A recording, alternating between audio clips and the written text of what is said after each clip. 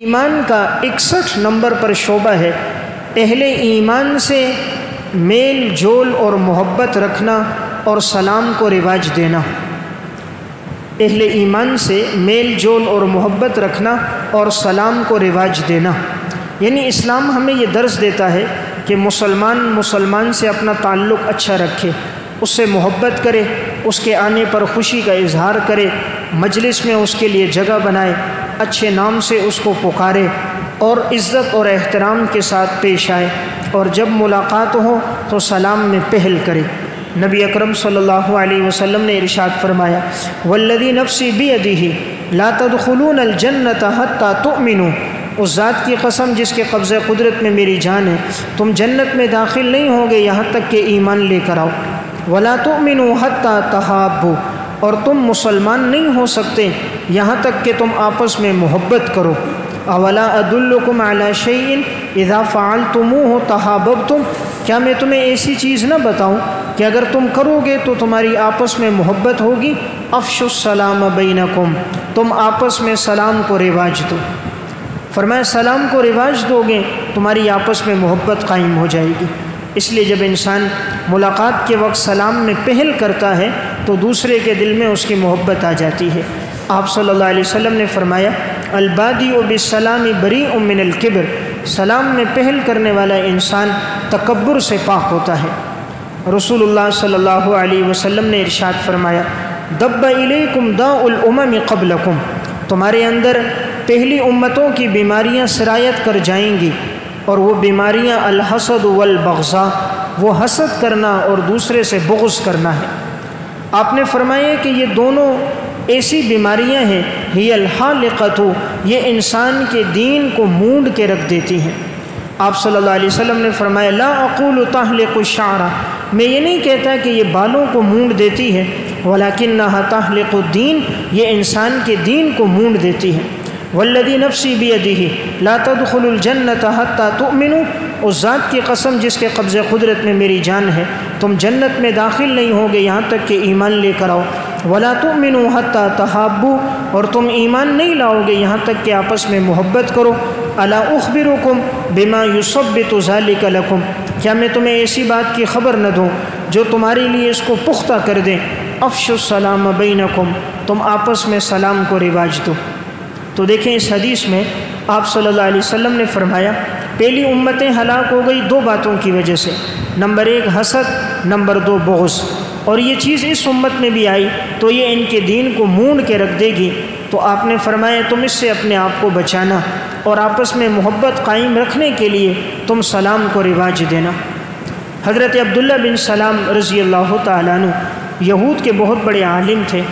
جب یہ مسلمان ہوئے آپ صلی اللہ علیہ وسلم کے پاس آئے، فرمایا جیسے میں مجلس میں آیا میری پہلی نظر آپ صلی اللہ علیہ وسلم کے چہرے پر پڑی، عرفت ان وجہہ لیس بوجہ کذاب، میں نے پہچان لیا اتنا خوبصورت آدمی جھوٹا نہیں ہو سکتا۔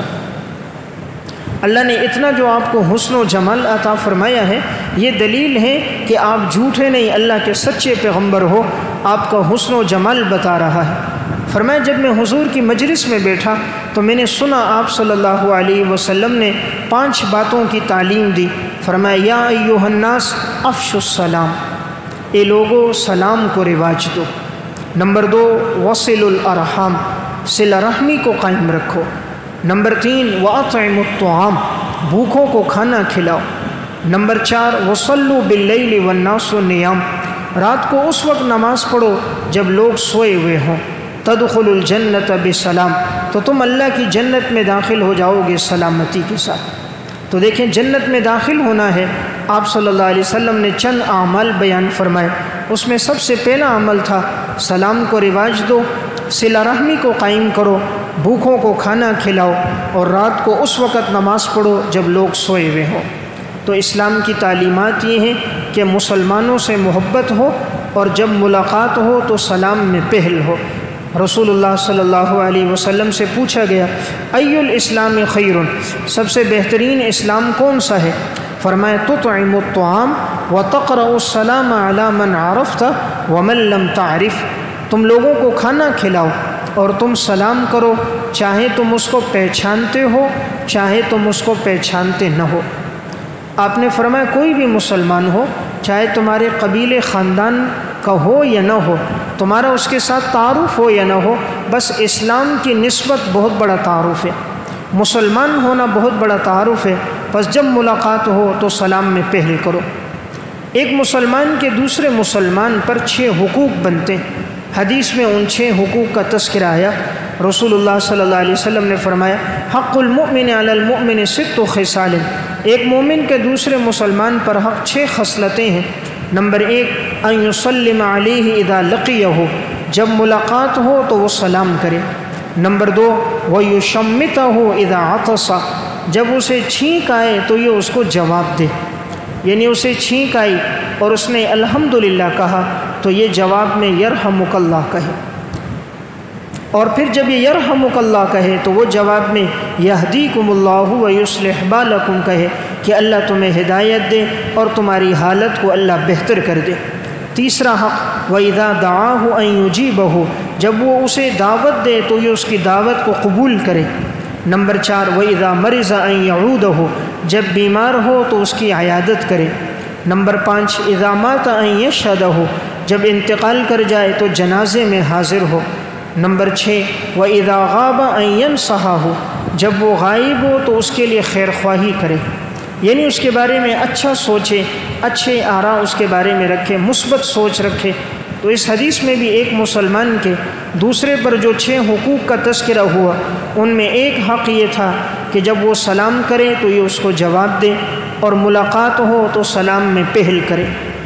اب قیامت کی کیا علامت ہے کہ قرب قیامت میں انسان زندگی کیسے گزارے گا؟ رسول اللہ صلی اللہ علیہ وسلم نے اس کی 3 نشانیاں بیان فرمائیں۔ فرمایا قیامت کی نشانیوں میں سے ہے ان من اشراط الساعہ ان یمر الرجل فی المسجد لا یصلی فیہ رکعتین، انسان مسجد سے گزرے گا 2 رکعت نماز نہیں پڑھے گا۔ قیامت کی علامت کیا ہے؟ مسجد سے گزرے گا 2 رکعت نماز نہیں پڑھے گا۔ آج دیکھیں لوگ پانی پینے کے لیے مسجد آتے ہیں، استنجا کرنے کے لیے مسجد آتے ہیں، کپڑے دھونے کے لیے مسجد آتے ہیں، وضو کرنے کے لیے، پاؤں دھونے کے لیے مسجد آتے ہیں، راستے کے لیے گزرگاہ کے طور پر مسجد سے گزرتے ہیں، لیکن 2 رکعت نماز پڑھنے کی توفیق نہیں ہوتی۔